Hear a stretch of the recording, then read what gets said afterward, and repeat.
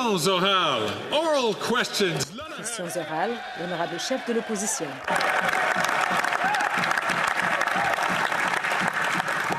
Pendant 9 ans, le Bloc libéral a taxé votre nourriture, gonflé vos épiceries, doublé le coût de logement et doublé la dette nationale avec le plein d'appui du Bloc, qui a voté plus de 200 fois pour garder ce parti et ce gouvernement au pouvoir.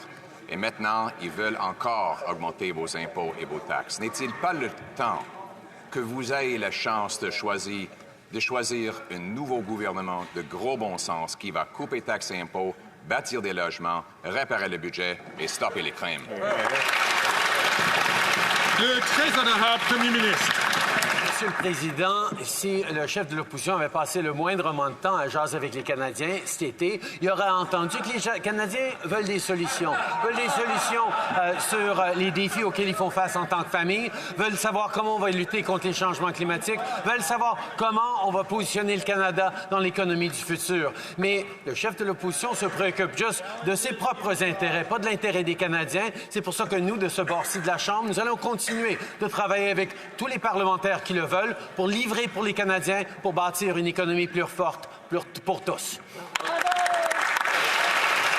L'honorable chef de l'opposition. Monsieur le Président, ce que les Québécois voient, c'est la plus grande expansion du gouvernement fédéral dans l'histoire du pays. Un gouvernement centralisateur et coûteux, mais tout avec l'appui du Bloc, qui a voté presque 200 fois pour les dépenses inflationnistes, centralisatrices et bureaucratiques, totalisant 500 milliards de dollars. Monsieur le Président, les Québécois ont le droit d'avoir un gouvernement basé sur le gros bon sens, qui va couper taxes et impôts, bâtir des logements, réparer le budget et stopper le crime maintenant. Le très honorable Premier ministre. Sauf que, Monsieur le Président, quand nous avions annoncé au Québec un investissement important dans Télésat pour créer des bons emplois au Québec qui vont avoir un impact positif dans la connectivité et la sécurité nationale partout au pays et dans le monde, la réponse des conservateurs, ça a été d'appeler leur ami Elon Musk pour dire « Ben non, il ne faut pas envoyer ces jobs au Canada, il faut donner l'argent aux milliardaires américains à la place. » Leur perspective sur les investissements qui vont créer des jobs fait complètement farfelu, Monsieur le Président. On va être là pour investir dans les Québécois dans l'avenir. L'honorable chef de l'opposition. Après 9 ans sous un gouvernement néo-démocrate libéral, les taxes sont à la hausse, les coûts sont à la hausse, la criminalité est à la hausse. Ça suffit, c'est assez. Et puis maintenant, ils veulent hausser la taxe sur le carbone pour faire passer le tout à 61 sous le litre. Alors pourquoi ne pas choisir un gouvernement du gros bon sens qui va abolir la taxe, construire des logements, redresser le budget et faire échec au crime maintenant? Le très honorable Premier ministre. Le chef de l'opposition, cet été, n'a pas écouté les Canadiens parce que s'il l'avait fait, il aurait entendu dire que les Canadiens veulent des réponses et des solutions aux problèmes auxquels ils sont confrontés. Mais il ne se soucie que de ses propres intérêts. Nous allons continuer de nous concentrer sur ce qu'il refuse de faire, c'est-à-dire le programme de soins dentaires ou la garde d'enfants ou un programme national d'alimentation dans les écoles. Il a voté contre tous ces programmes, mais nous allons nous soucier de ce qu'il y a dans le ventre des enfants, qu'il y ait des places dans les garderies et pour que des aînés puissent avoir accès à des soins dentaires. Et pour certains, c'est la première fois depuis des années. L'honorable chef de l'opposition. Oui, les enfants ont plus faim que jamais après 9 ans sous un gouvernement néo-démocrate libéral. 25 d'entre eux ne sont pas assez bien nourris et nous savons pourquoi. Parce qu'il y a une fraude par rapport à la taxe sur le carbone qui est perpétrée par ce gouvernement. Nous avons des documents ici qui montrent que la taxe sur le carbone creuse de 25 milliards de dollars notre économie. Ça crée un trou de 25 milliards de dollars au moment où l'économie américaine s'est accrue. Alors, au lieu de hausser le coût de l'essence à 61 sous l'essence, alors pourquoi ne pas abolir la taxe sur le carbone? Le très honorable Premier ministre. Bon, j'ai des petites nouvelles pour le chef conservateur. Le changement climatique, ça coûte cher. Et ce qui coûte encore plus cher, c'est de ne rien faire. Et ça, c'est le plan des conservateurs. Lorsque un métro se fait inonder, ça coûte de l'argent. Lorsque il y a des pompiers qui sont déployés dans des localités où il y a des feux de forêt, alors ça coûte de l'argent. Donc, ça coûte de l'argent, mais ce qui coûte moins cher, c'est de redonner de l'argent à 9 familles sur 10 au Canada et ainsi lutter contre le changement climatique. Honorable chef de l'opposition. Monsieur le Président, le Premier ministre vient de confirmer mon argument. Une taxe ne peut pas empêcher des inondations, des incendies de forêt ou des sécheresses, non. Nous avons affaire à des hypocrites qui parcourent des milliers de kilomètres dans un jet privé alors qu'on taxe les Canadiens qui chauffent leur maison. Et maintenant, nous avons affaire à M.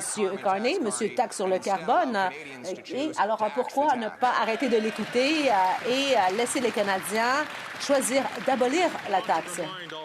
Bon, je tiens à rappeler à tous les députés, et je tiens à le faire dès le début de la rentrée, qu'il faut faire attention à la façon dont on s'exprime en Chambre lorsqu'on essaie de qualifier les autres députés. Le très honorable Premier ministre. Monsieur le Président, le chef conservateur ne croit pas dans le changement climatique. Voilà pourquoi il a un plan qui consiste à ne rien faire pour lutter contre le changement climatique. Et il met en péril l'avenir de nos enfants. Mais nous avons un programme de tarification du carbone qui remet de l'argent dans les poches de 9 familles sur 10 et cela aide les familles qui font partie de la classe moyenne et ceux qui travaillent fort pour s'y joindre, tout en faisant croître l'économie et réduire les émissions parallèlement. C'est un plan qui est responsable pour lutter contre le changement climatique et aider les Canadiens, mais il ne veut rien faire. Il veut nuire aux Canadiens. L'honorable député de Belleuil-Chambly. Merci, Monsieur le Président. Permettez-moi d'abord de souhaiter une bonne rentrée à tous les collègues, tous, quand même.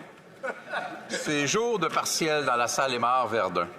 Et j'aimerais que le Premier ministre puisse expliquer aux retraités de la salle Aymar-Verdun qui ont entre 65 et 74 ans pourquoi leur chèque de pension est 10 moins élevé que celui des retraités de plus de 75 ans dans une discrimination odieuse. Ils ont le droit de comprendre cette discrimination. Le très honorable Premier ministre. Monsieur le Président, effectivement, on a reconnu que les aînés 75 ans et plus font face à plus de dépenses, à plus de coûts et ont souvent moins d'épargne. Donc, on a augmenté les investissements pour eux. Mais ce qui me mêle un petit peu, Monsieur le Président, c'est que le Bloc, qui prétend se préoccuper d'aînés 65 ans et plus, a voté contre les soins dentaires qu'on est en train de livrer aux Canadiens. 650 000 Canadiens aînés d'un bout à l'autre de ce pays ont récemment reçu des soins dentaires du gouvernement fédéral, payés par le gouvernement fédéral, et eux, ils ont voté contre. Ils se foutent des aînés, Monsieur le Président.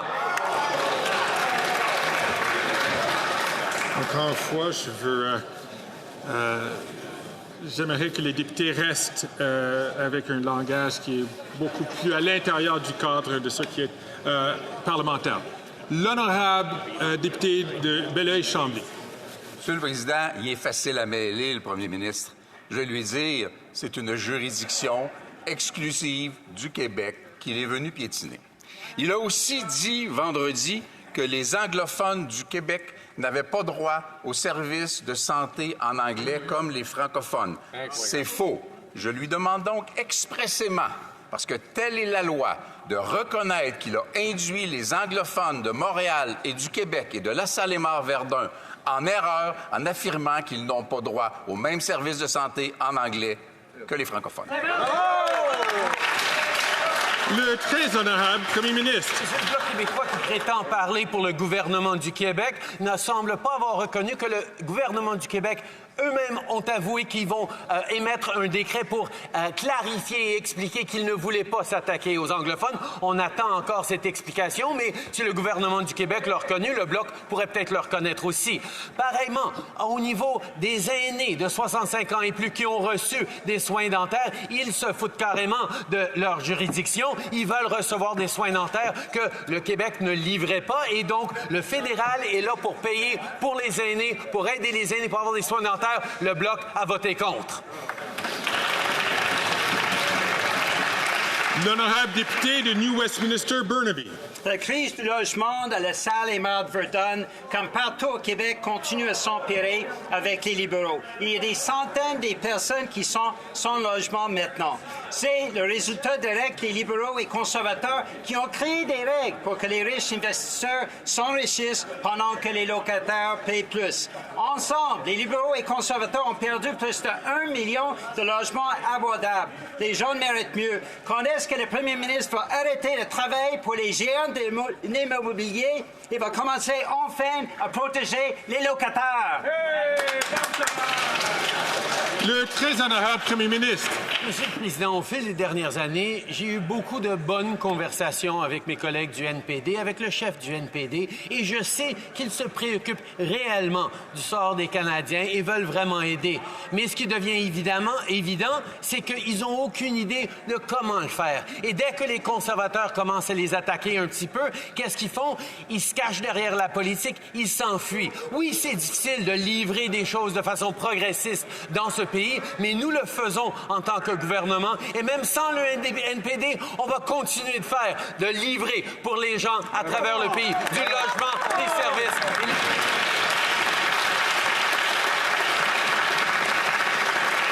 The honourable member from New Westminster, Burnaby. Le député de New Westminster, Burnaby. Il n'y a pas d'excuse. Personne ne devrait être sans abri au Canada et personne ne devrait payer de sa poche pour obtenir des soins de santé. Et les libéraux laissent les gens se faire imposer des frais d'adhésion ou des paiements groupés pour avoir accès aux soins primaires couverts par le système de santé universel. Et les conservateurs veulent que les Canadiens paient pour les soins de santé à Elmwood, Transcona ou partout ailleurs au pays. Les libéraux vous laissent tomber. Pour ce qui est de la santé, vous payez. Les conservateurs veulent couper en matière de santé, vous payez. Quand est-ce que le gouvernement cessera-t-il de faire payer les gens alors que la santé, ça devrait être gratuit? Le très honorable Premier ministre.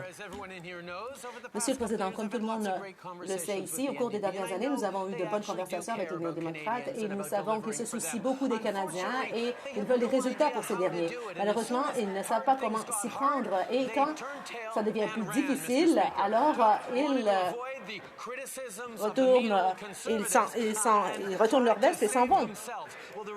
Et puis maintenant, ils essaient de sauver leur peau. Mais nous savons que nous sommes dans des périodes difficiles et nous allons continuer de travailler pour les Canadiens parce que nous allons lutter pour les Canadiens et nous n'allons pas nous cacher. The honourable member from Thornhill. La députée de Thornhill. Le premier ministre a donné à la ministre des Finances un véritable vote de confiance la semaine dernière parce qu'il a donné son poste qu'elle occupait depuis 4 ans à un homme qui ne fait même pas partie du caucus. Et on a entendu dans les journaux qu'elle a même tenté de la licencier. Maintenant, elle a été écartée et nous avons maintenant quelqu'un qui va prendre les responsabilités de la ministre en charge. Combien de temps la ministre va-t-elle encore supporter cette humiliation? La ministre des Finances et vice-première ministre. Monsieur le Président, je ne m'en vais pas nulle part.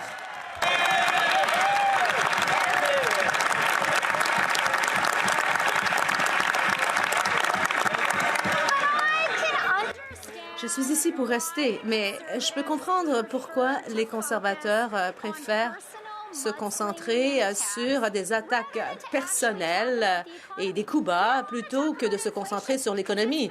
Ils ne veulent pas parler de l'inflation parce que l'inflation est à la baisse depuis 7 mois d'affilée. Inaudible pour l'interprète. Tout ce qu'ils peuvent faire, c'est insulter les gens. The honourable member from Thornhill. La députée de Thornhill. Mais qui va lui dire qu'elle vient d'avoir une démotion et que le premier ministre a embauché quelqu'un pour faire son travail? Comment est-ce que M. Taxe sur le carbone, M. Carney va dire à une famille comment faire son épicerie? La ministre est complètement humiliée, mais peut-elle dire aux Canadiens pourquoi est-ce qu'il devrait faire confiance à un homme qui défend de façon ardente les hausses de taxes et d'impôts? Comment est-ce qu'on peut lui faire confiance pour faire son travail? La ministre des Finances. Monsieur le Président, on peut voir de façon plus claire que jamais que tout ce que les conservateurs savent faire, c'est de lancer des attaques personnelles et de dénigrer les gens. Ils ne se soucient pas des Canadiens. Ils ne se soucient pas des chiffres en matière d'économie. Je vais vous donner des chiffres. L'inflation est dans la cible visée depuis 7 mois d'affilée. Les taux d'intérêt sont à la baisse. Ils ont été abaissés à 3 reprises. Et nous avons la plus forte croissance économique parmi les pays du G7. La députée de Calgary-Nose Hill, cet été, après qu'il ait affirmé que le carburant pour le chauffage résidentiel devrait être abaissé, eh bien, ne devrait pas être abaissé. Mark Carney a participé à toutes sortes de cocktails avec l'élite et des PDG très riches qui, soit dit en passant, ont empoché des millions de dollars de l'argent des contribuables. Il ne correspond en rien aux Canadiens ordinaires. Et maintenant, il est en train de prendre la place de la ministre parce que peut-être que c'est parce que Mark Carney, M. Taxe sur le carbone, a de meilleures entrées chez l'élite que la ministre. La leader en chambre. Tout d'abord, je dois dire que je suis ravie d'être de retour. Bon, je me suis ennuyée des gens de ce côté de la Chambre. Je ne peux pas dire que je me suis ennuyée de tout le monde, mais c'est assez typique des conservateurs. Nous avons embauché un Canadien éminent qui en connaît beaucoup sur le pays et il n'est pas d'accord avec la vision des conservateurs. Alors les conservateurs l'attaquent, mais on doit agir mieux que ça et nous devons travailler pour les Canadiens. La députée de Calgary-Nose Hill. Il ne la laisse même plus répondre aux questions. À un moment où il y a tant de Canadiens qui ont de la difficulté à joindre les deux bouts et qui prient pour que l'on redresse le budget, alors je me demande pourquoi est-ce que le premier ministre a nommé un membre de l'élite qui fait face à de grands conflits d'intérêts en charge du budget alors qu'il écarte la ministre des Finances. Et ça vient d'un soi-disant féministe. Pourquoi est-ce qu'on va avoir un énoncé économique de l'automne qui va être préparé par M. Taxe sur le carbone, M. Taxe sur le carbone Carney, la ministre des Finances? En fait, je suis ravie que l'on puisse enfin revoir durant la période des questions la députée de Calgary-Nose Hill. Elle nous a manqué pendant un certain temps. Monsieur le Président, je suis ici pour rester, mais je ne suis pas surprise de voir que les conservateurs continuent de lancer des attaques personnelles dignes de caricature, parce qu'en fait, ils veulent cacher aux Canadiens leur plan d'austérité qui vise à couper, couper et couper encore, parce que ce n'est pas ce que les Canadiens veulent. The honourable member from Peterborough-Kawartha. La députée de Peterborough-Kawartha. Monsieur le Président, d'après 2 sources, il y a des hauts responsables comme Katie Telford qui n'ont pas réussi à vendre aux Canadiens la politique économique des Canadiens. Et c'est intéressant parce qu'on a un faux féministe comme premier ministre, mais pourtant les coûts sont en la hausse, les taxes sont en la hausse, l'économie ne va pas du tout bien, mais il a nommé Mark Carney responsable des questions financières alors qu'il ne voulait pas que l'on crée une exemption pour le chauffage résidentiel des Canadiens quant à la taxe sur le carbone. La vice-première ministre et ministre des Finances. Monsieur le Président, Les seules personnes qui se font humilier aujourd'hui, ce sont les députés conservateurs qui sont obligés d'écouter leurs collègues lancer des attaques personnelles et s'adonner à du dénigrement. Mais nous travaillons pour les Canadiens. Voilà pourquoi, Monsieur le Président, la véritable nouvelle du jour, c'est que l'amortisation des hypothèques pour les premiers acheteurs passe à 30 ans. Ça, c'est une bonne nouvelle. La députée de Peterborough-Kawartha. Monsieur le Président, ce ne sont pas les conservateurs qui le disent, c'est Katie Telford, la chef de cabinet du premier ministre, qui s'est exprimée. Alors, nous avons affaire à une ministre fantôme. Alors, que lui reste-t-il à faire? Va-t-elle se joindre aux anciennes ministres qui ont été écartées par le premier ministre? Pensons à Raybould, au Philpott. Ou va-t-elle continuer d'être humiliée publiquement en restant à son poste? La vice-première ministre et ministre des Finances. Monsieur le Président, ce qu'on voit aujourd'hui, c'est une tentative de la part des conservateurs d'éviter de parler de la réalité de l'économie canadienne. La cible de la Banque du Canada en matière d'inflation a été atteinte pendant 7 mois et il y a eu à 3 reprises la baisse des taux d'intérêt. Et tout ce que les conservateurs savent faire, c'est s'adonner à des insultes en bas de la ceinture, mais les Canadiens savent ce qu'il en est. L'honorable député de Shefford. Ces temps-ci, ça parle beaucoup d'élections. Certains font toutes sortes de calculs. Mais du côté du Bloc québécois, c'est simple. Notre confiance est envers les Québécois. Pas les libéraux, pas les conservateurs, les Québécois. Et les Québécois nous disent qu'ils s'inquiètent du coût de la vie et des conditions de vie des aînés. Voilà pourquoi notre priorité, c'est augmenter la sécurité de la vieillesse des 65 à 74 ans. Ils sont victimes d'une discrimination injuste et il faut que ça cesse. C'est aussi simple que ça. Est-ce que le gouvernement va enfin entendre cette simple demande des Québécois? L'honorable ministre du Travail. Monsieur le Président, la prochaine fois que le Bloc québécois appuie les aînés, ça va être la première fois de l'histoire de ce Parlement. Regardons les faits. Lorsque nous avons rétabli l'âge de la retraite à 65 ans, qu'est-ce que le Bloc a voté? Contre. Lorsque nous avons augmenté le supplément de revenu garanti, aidant ainsi des centaines de milliers de personnes âgées au Québec, le Bloc a voté contre. Et lorsque nous avons mis en place des soins dentaires pour des millions de personnes âgées, le Bloc a voté contre, Monsieur le Président, qui se lève debout pour nos aînés.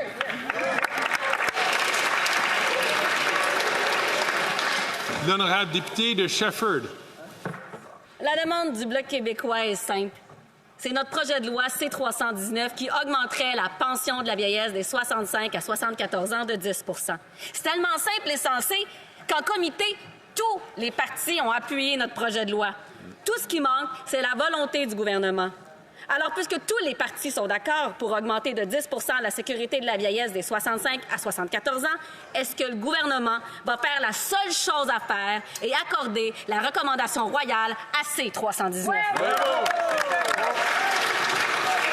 L'honorable ministre du Travail. Monsieur le Président, j'aimerais souhaiter la bienvenue au Bloc québécois pour leur appui pour les aînés, parce que ça a incarné les gestes et les actions de ce gouvernement. Regardons ce que nous avons fait, que ce soit le retour sur l'épicerie, que ce soit l'augmentation du supplément de revenu garanti, que ce soit de nombreux gestes, dont les soins dentaires cette année qui se font livrer dans tous les coins du Québec, dont la circonscription de ma consoeur qu'elle a voté contre. Monsieur le Président, on est là pour les aînés. Bravo. L'honorable député de Shefford. J'ai fait la tournée du Québec entier encore cet été pour parler de C-319. Tout le monde comprend que c'est injuste que les aînés de 74 ans et moins reçoivent 10 % de moins que les autres.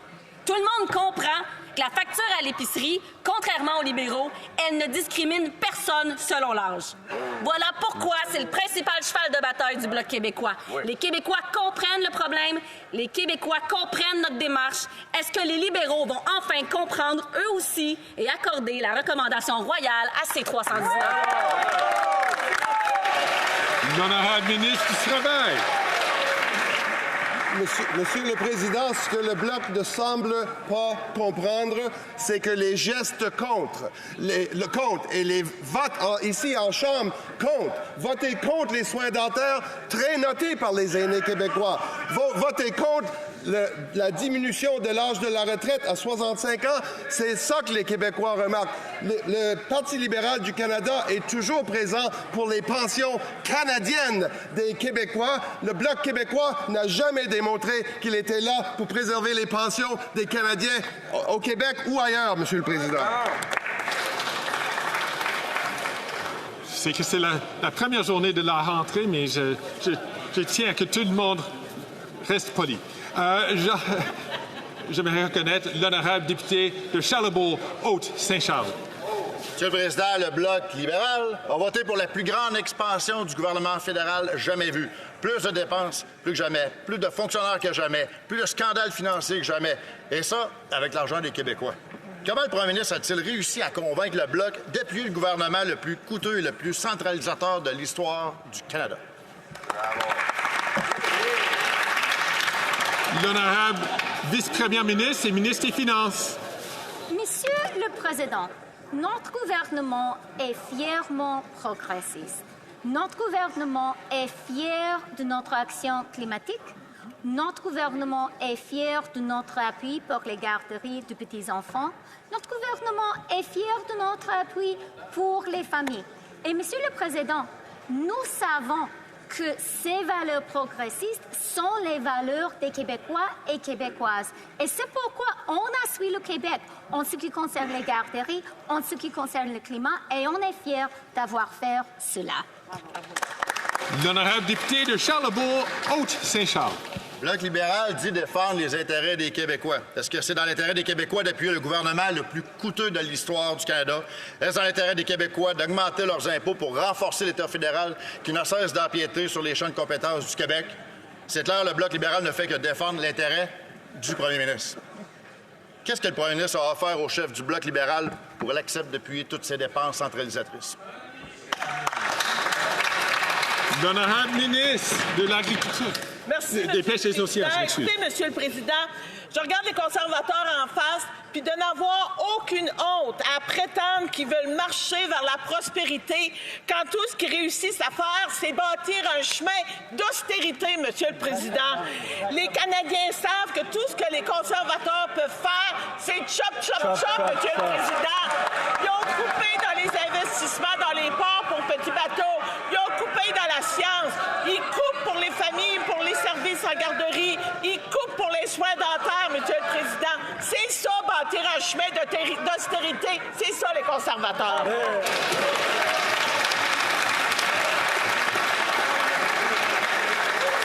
L'honorable député de Beauce. Monsieur le Président, une coalition semble avoir pris fin, mais une autre demeure. La coalition Bloc libéral, responsable pour 500 milliards de dollars de dépenses inflationnistes et centralisatrices.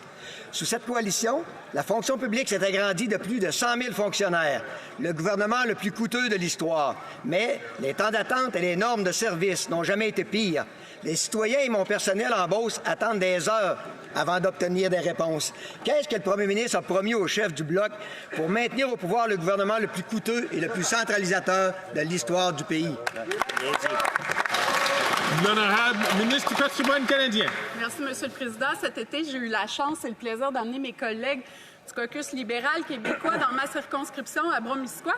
Je leur ai fait faire une petite tournée de toutes les coupures que les conservateurs avaient fait quand ils étaient au pouvoir. Donc, je les ai amenés à la ferme expérimentale de Frelichburg parce qu'eux ne croient pas dans la science. Fait qu'ils ont coupé au niveau de la science dans l'agriculture. Je les ai amenés voir également un centre culturel qu'on a bâti parce qu'eux ont juste fait des coupures en culture. Les Québécois se rappellent, Monsieur le Président, que les conservateurs, la seule chose qu'ils sont capables de faire, c'est des coupures et de l'austérité, puis on n'en veut pas au Québec. Merci, Monsieur le Président.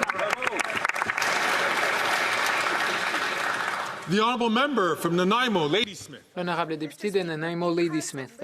Monsieur le Président, en raison de l'inaction des libéraux, les habitants de Nanaimo Ladysmith doivent réduire leurs dépenses en épicerie pour faire face à la hausse des prix. Et pendant ce temps, les conservateurs continuent de s'en remplir les poches avec les dons des mêmes PDG qui arnaquent les Canadiens. Pendant l'été, les gens m'ont dit qu'ils étaient épuisés, qu'ils n'arrivent tout simplement plus à joindre les deux bouts. Pourquoi les libéraux s'inspirent-ils des conservateurs en faisant passer la cupidité des entreprises devant l'intérêt des Canadiens ordinaires? L'honorable secrétaire parlementaire. Merci, Monsieur le Président.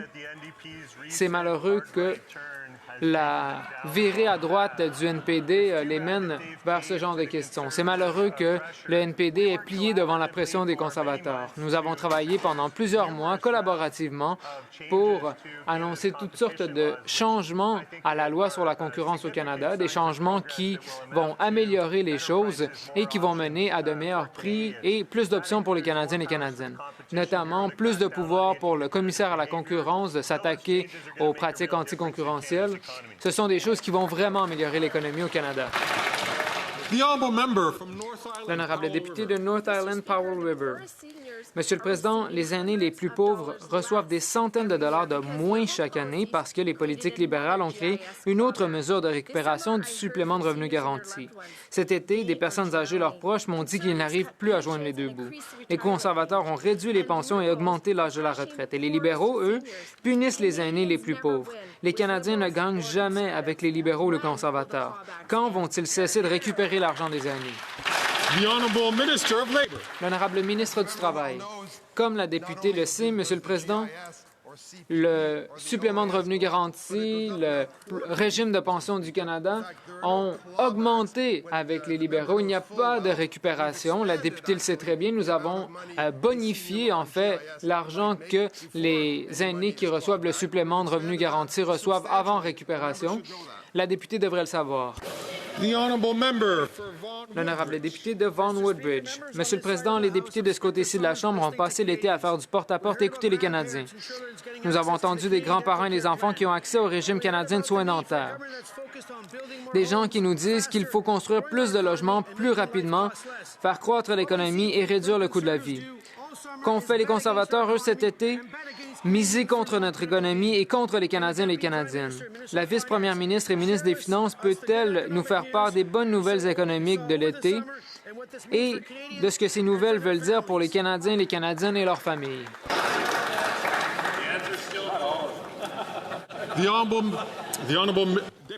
L'honorable vice-première ministre et ministre des Finances. Monsieur le Président, je tiens à remercier mon collègue pour son excellente question et je le remercie pour son travail acharné. La COVID et ses répercussions économiques ont entraîné des difficultés pour les Canadiens et les Canadiennes. Et c'est pourquoi il est important de reconnaître les bonnes nouvelles de cet été. Le Canada a été le premier pays du G7 à réduire ses taux d'intérêt, allégeant ainsi le fardeau des propriétaires. L'inflation est tombée ou est restée dans la fourchette cible de la Banque du Canada pendant plus de 7 mois. Il reste encore beaucoup de travail à faire et c'est pourquoi nous nous concentrons sur le Canada, les Canadiens et les Canadiennes. L'honorable député de Chicoutimi-Le-Fjord. Monsieur le Président, ça fait plusieurs fois que je vais à Sacré-Cœur rencontrer l'entreprise forestière Boissaco. Les employés vivent énormément d'insécurité et avec raison, ils risquent de perdre leur job. Le décret du ministre de l'Environnement est une catastrophe pour le secteur forestier. Ça va tuer des jobs, fermer des entreprises et possiblement faire disparaître des communautés. C'est 1400 emplois au Québec et près de 900 millions de retombées économiques. Est-ce que le ministre va prendre en considération l'être humain derrière ces politiques radicales et nous garantir qu'il n'imposera pas son décret?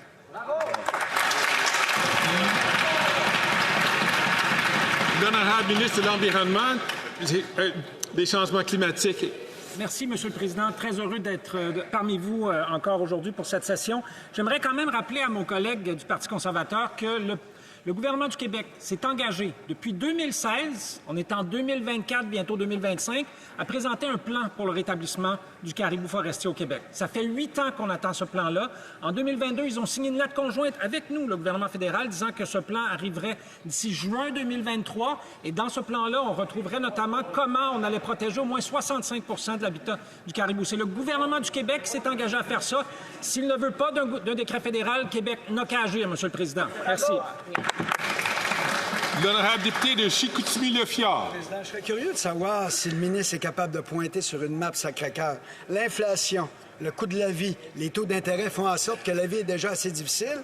Il fallait bien que les libéraux viennent rajouter une couche de stress. La seule manière de se débarrasser du décret, c'est de se débarrasser de ce gouvernement puis le remplacer par les conservateurs. On sait que le Bloc a voté 182 fois avec les libéraux pour qu'ils restent au pouvoir. Est-ce que la coalition Bloc libéral va laisser les travailleurs forestiers tranquilles une bonne fois pour toutes?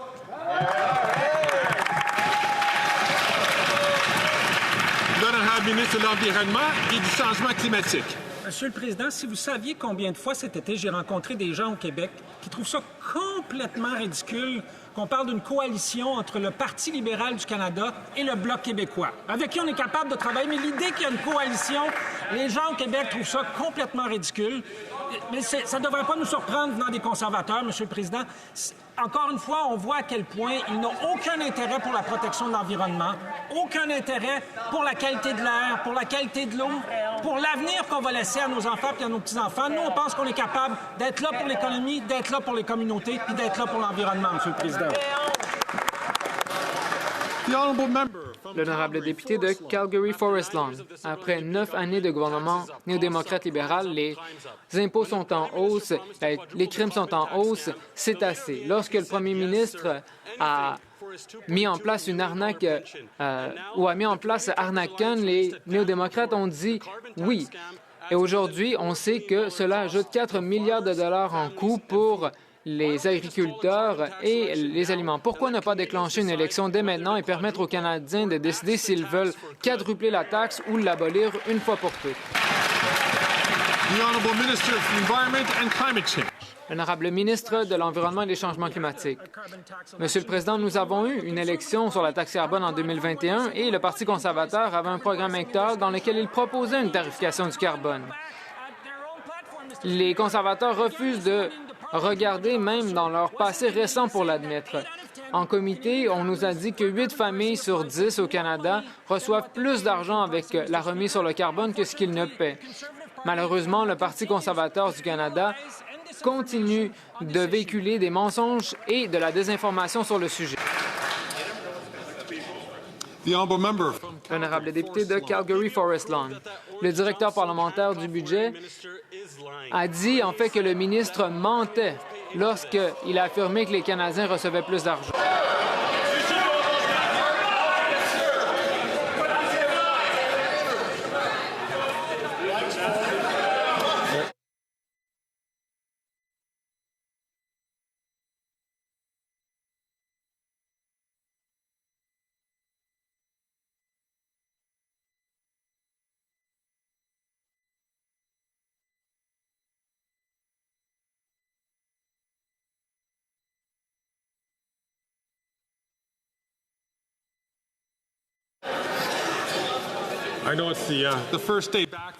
Je sais que c'est la première journée de la reprise parlementaire, mais je demanderai aux députés de bien vouloir reformuler sa question.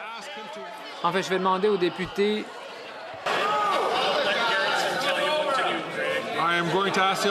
Je vais demander aux députés de reformuler sa question pour ne pas utiliser du langage non parlementaire. L'honorable député de Calgary-Forest Lawn, du début. Ce que le ministre menotté refuse d'admettre, c'est que les Canadiens payent plus que ce qu'ils ne reçoivent. Et la taxe n'a rien fait pour mettre fin aux incendies de forêt. C'est une arnaque, rien de plus. Et le chef du NPD continue d'appuyer cette arnaque simplement pour obtenir sa pension de 2,2 millions de dollars. Déclenchons une élection sur la taxe carbone dès maintenant pour que les Canadiens puissent abolir la taxe et mettre fin à cette coalition coûteuse de taxes carbone.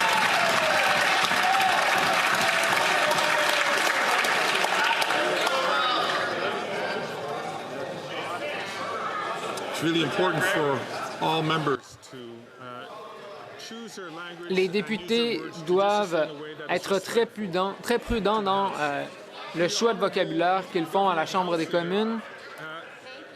L'honorable leader du gouvernement à la Chambre.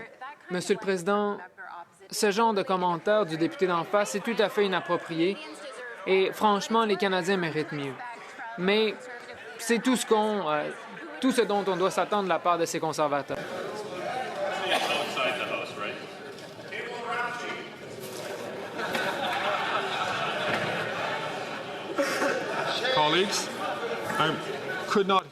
Chers collègues, je n'arrive pas à entendre l'honorable ministre.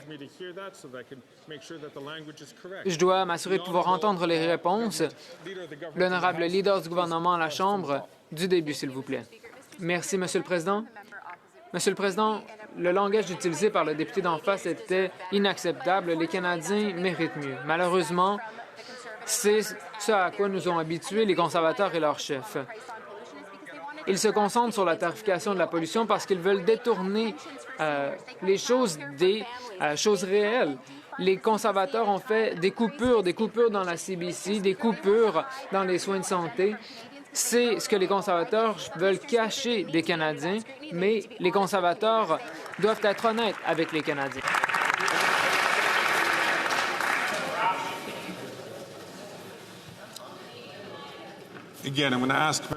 Encore une fois, je demanderai aux députés, chaque côté de la Chambre, de seulement se prononcer lorsque la Chambre les a reconnus. L'honorable député de Montcalm. Le 30 octobre prochain, Québec ira de l'avant pour les malades et leurs familles et mettra en œuvre sa propre loi pour encadrer les demandes anticipées d'aide médicale à mourir. 6 ordres professionnels demandent au fédéral d'harmoniser le code criminel avec la loi québécoise. Je cite le Collège des médecins. « Nous déplorons que le fédéral n'ait pas accepté de modifier le code criminel pour autoriser cette démarche qui est balisée et fait largement consensus au Québec. » Le ministre de la Justice va-t-il écouter les patients, les médecins, la science et modifier le code criminel? L'honorable ministre de la Santé. Merci, Monsieur le Président. On a reçu les propos du Québec.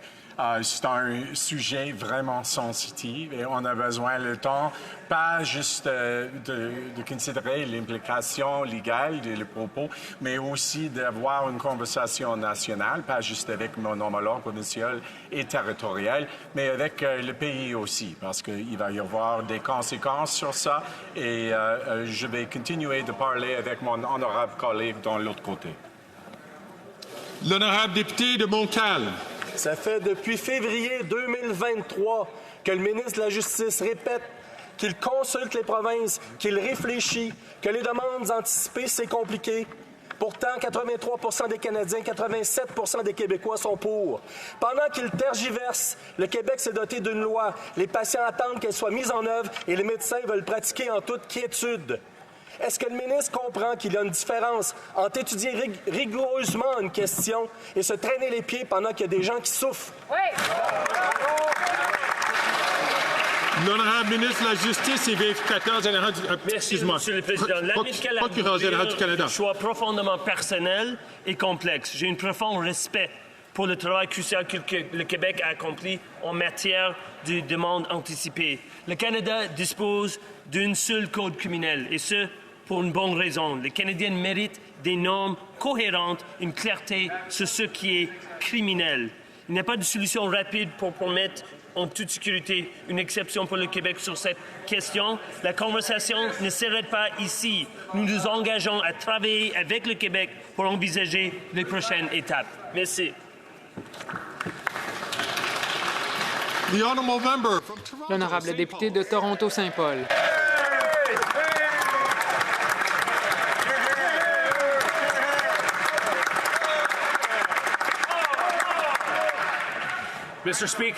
Monsieur le Président, après 9 ans de gouvernement NPD libéral, les impôts sont en hausse, les coûts sont en hausse, la criminalité est en hausse, c'est assez. La semaine dernière seulement, 1 million de personnes en Ontario se sont rendues dans une banque alimentaire. Pendant ce temps-là, le chef du NPD appuie ce premier ministre, le garde au pouvoir et garde en place ces augmentations de la taxe carbone. J'ai été élu dans une élection partielle. Pourquoi les libéraux et le NPD ne laissent-ils pas les Canadiens se prononcer dans le cadre d'une élection sur la taxe carbone?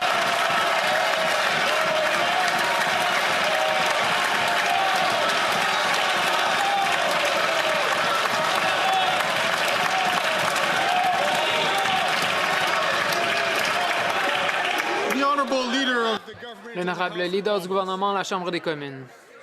Merci, Monsieur le Président. Je tiens à souhaiter la bienvenue à notre nouveau collègue en cette Chambre. C'est essentiel de toujours être ouvert et transparent avec les Canadiens et ce qu'on voit ici, c'est qu'il y a un autre député qui est capable de répéter les mêmes 3 slogans. Ce qu'on ne sait pas, c'est s'il est en mesure de livrer la marchandise pour les Canadiens. Les conservateurs essaient de cacher leur plan réel pour les Canadiens et les Canadiennes. J'espère que le député d'en face pourra faire preuve de plus de transparence et d'ouverture à l'avenir. L'honorable député de Brantford-Brant. Monsieur le Président, après 9 années de gouvernement NPD libéral, les impôts sont en hausse, les coûts sont en hausse, la criminalité est à la hausse et c'est assez, Monsieur le Président. Les Canadiens se sentent plus que jamais en danger. Les crimes violents ont augmenté de 50 %, agressions sexuelles de 75 %, les vols de voitures de 46 % et les crimes violents commis avec des armes à feu de plus de 100 %. Les libéraux vont-ils enfin se joindre aux conservateurs pour protéger les Canadiens, exiger l'emprisonnement et non la libération sous caution pour les récidivistes violents?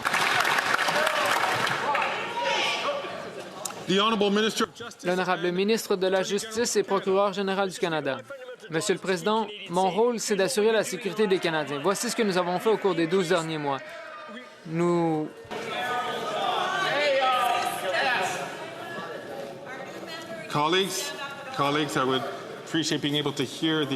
Collègues, j'aimerais pouvoir entendre la réponse de l'honorable député, l'honorable ministre de la Justice et procureur général du Canada. Du début, s'il vous plaît. Monsieur le Président, mon rôle, c'est d'assurer la sécurité des Canadiens. Voici ce que nous avons fait au cours des 12 derniers mois. Une nouvelle loi sur le blanchiment d'argent. Les conservateurs ont voté contre. Nous avons augmenté les peines pour les vols de voitures. Les conservateurs ont voté contre. Nous avons annoncé 160 millions de dollars pour aider la SFC et les forces policières pour réduire les vols de voitures qui d'ailleurs sont en baisse depuis l'année dernière. Il reste encore beaucoup de travail à faire. Nous allons continuer à le faire pendant que les conservateurs répètent des slogans. Nous allons assurer la sécurité des Canadiens. L'honorable député de Brantford-Brant. La réalité, c'est que les criminels n'ont rien à craindre, dis-je, des lois néo-démocrates et libérales. Le projet de loi C-48 n'a rien fait pour mettre fin à la criminalité dans nos collectivités. Au lieu d'écouter les premiers ministres et forces de l'ordre qui ont demandé une réforme, le ministre de la Justice prétend que C-48 est un succès. Monsieur le Président, c'est un échec sur toute la ligne. Quand le ministre va-t-il cesser de protéger les criminels? Commencera-t-il à défendre les victimes en inversant, dis-je, ses politiques laxistes en matière de criminalité? L'honorable ministre de la Justice. Monsieur le Président, tout l'été, j'ai écouté les victimes et ce qu'elles m'ont dit, c'est qu'il nous faut des approches intelligentes en matière de sécurité. Le genre de politique que nous avons adopté en cette Chambre avec l'aide des partis d'opposition, sauf les conservateurs, dont la réforme de la mise en liberté sous caution. Ceux qui doivent prendre ces décisions, ce sont les juges et les juges de paix qui sont nommés au niveau provincial. Ceux qui doivent écouter les appels, ce sont les procureurs provinciaux qui sont nommés par les procureurs généraux et les premiers ministres des provinciaux. Ce sont donc des responsabilités provinciales, Monsieur le Président. L'honorable député d'Halifax-Ouest. Merci beaucoup, Monsieur le Président. Il y a 50 ans aujourd'hui, 32 femmes de partout au Canada ont prêté serment pour devenir les premières policières de la GRC. On leur a donné le nom de la Troupe 17. Aujourd'hui, nous leur rendons hommage ainsi qu'à toutes les femmes qui ont prêté serment depuis et qui servent avec abnégation au sein de la GRC. Le ministre de la Sécurité publique peut-il informer cette Chambre des efforts déployés pour encourager davantage de femmes à suivre leur exemple et à s'engager au sein de la GRC? L'honorable ministre de la Sécurité publique. Monsieur le Président, il y a 50 ans, 32 femmes courageuses ont prêté serment pour devenir les premières policières de la GRC. Malgré de la discrimination et des obstacles tout au long de leur carrière, les femmes de la troupe 17 ont persévéré et ont inspiré des centaines de femmes qui ont servi au sein de la GRC. Aujourd'hui, le 5e des forces de la GRC est composé de femmes et la GRC poursuit ses efforts pour recruter encore plus de femmes au sein de ses rangs. Je sais que toutes les femmes se joindront à moi pour célébrer les femmes de la troupe 17 et toutes celles qui ont servi au sein de la GRC.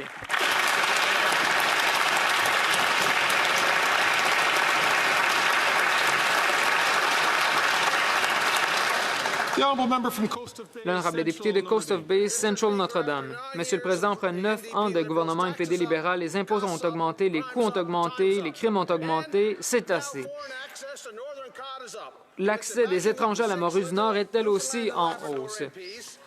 Les libéraux de Terre-Neuve et Labrador ont rompu leur promesse d'allouer les 115 000 premières tonnes de morue du Nord aux pêcheurs côtiers et en fait, ils ont cédé aux pressions de l'OPANO pour leur permettre d'accéder à nouveau à 5 % du quota de morue du Nord. Donc, cette ministre, Monsieur le Président, est-ce qu'elle travaille pour les pays étrangers ou est-ce qu'elle travaille pour les Canadiens? L'honorable ministre des Pêches et des Océans. Merci, Monsieur le Président. Notre gouvernement est conscient de l'importance culturelle, économique et historique de la morue pour les habitants de Terre-Neuve et du Labrador. C'est pourquoi, après 30 ans de fermeture, j'ai annoncé la fin du moratoire sur la morue du Nord. Cette pêche moderne va créer des bénéfices significatifs pour Terre-Neuve et Labrador, tout en soutenant des emplois bien rémunérés. Et notre gouvernement s'est engagé à gérer une pêche durable, prospère, qui va profiter à toutes les générations d'aujourd'hui et de demain, Monsieur le Président.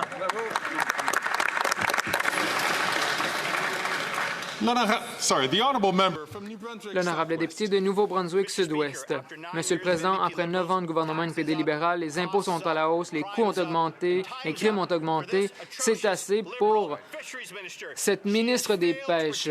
Elle n'a pas réussi à protéger l'une des industries les plus importantes du Canada, la pêche au homard. Dans ma circonscription, il n'y a pas d'agent d'exécution du MPO le long de la frontière canado-américaine. En ce moment même, des braconniers américains pêchent illégalement dans nos eaux. Ils volent les ressources naturelles du Canada. 16 bateaux de pêche du Nouveau-Brunswick hier ont organisé une manifestation pacifique pour demander à la ministre d'appliquer la loi et de protéger la souveraineté canadienne. La ministre va-t-elle faire son travail ou le premier ministre va-t-il la renvoyer?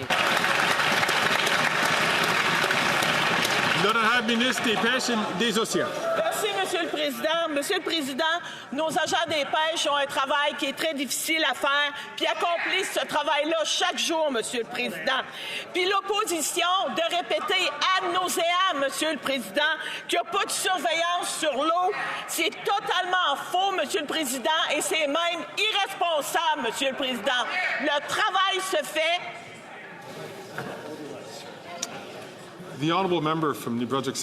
L'honorable député de Nouveau-Brunswick Sud-Ouest a eu l'occasion de poser sa question. Je lui demanderai d'attendre la fin de la réponse de la ministre avant d'intervenir. Je ne sais pas s'il aura l'occasion de poser une autre question. Des pêches et des océans, il vous reste 12 secondes.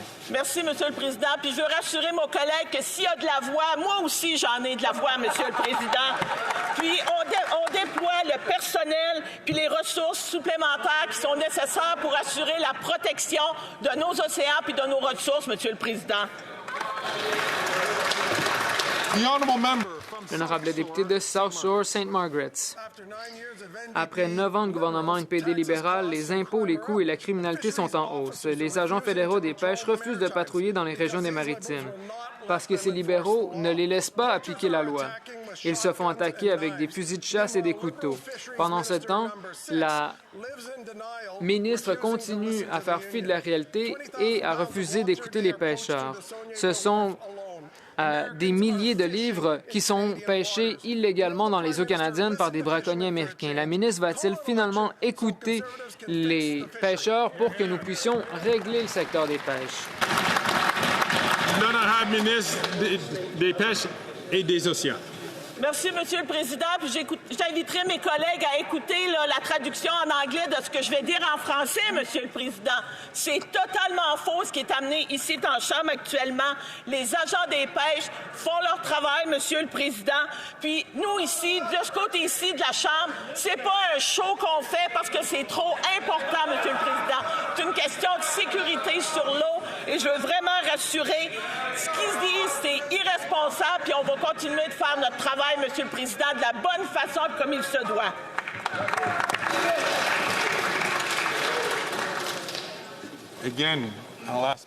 De nouveau, je demande aux députés qui viennent de poser des questions d'écouter les réponses et d'ensuite de prendre la parole de nouveau lorsque la présidence les reconnaît. L'honorable député de Richmond Centre. Merci, Monsieur le Président. Cet été, j'ai eu le plaisir de me joindre au ministre de la Santé afin d'annoncer un nouveau financement en Colombie-Britannique.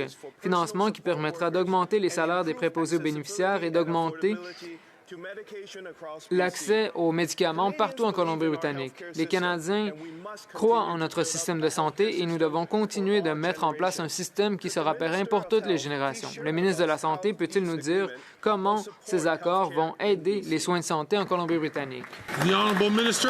L'honorable ministre de la Santé. Merci beaucoup, Monsieur le Président. Je remercie le député de Richmond Centre pour son plaidoyer en faveur de la santé, faire en sorte que nous ayons le meilleur réseau de soins de santé au monde. Nous l'avons vu en Colombie-Britannique avec des accords qui vont faire en sorte que les préposés aux bénéficiaires auront des salaires décents, que nous puissions travailler avec ceux et celles qui font fonctionner nos hôpitaux, nos centres de soins de longue durée, ainsi qu'un accord essentiel sur l'assurance médicaments pour que tous les Britanno-Colombiens aient accès aux contraceptifs, aux médicaments contre le diabète et également aux traitements hormonaux pour différents problèmes. Merci, Monsieur le Président.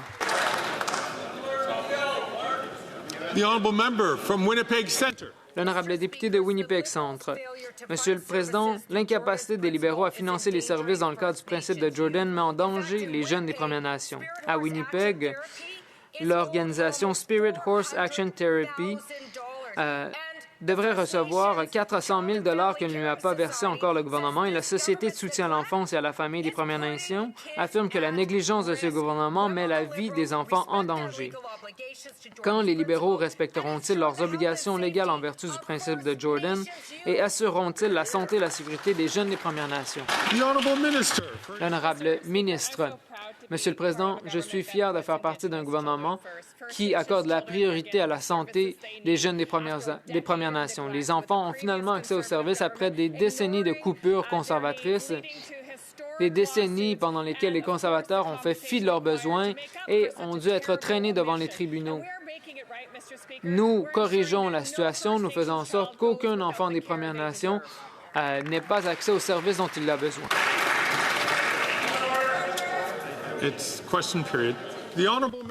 L'honorable député de Saanich Gulf Islands. Ma question est au ministre de l'Environnement.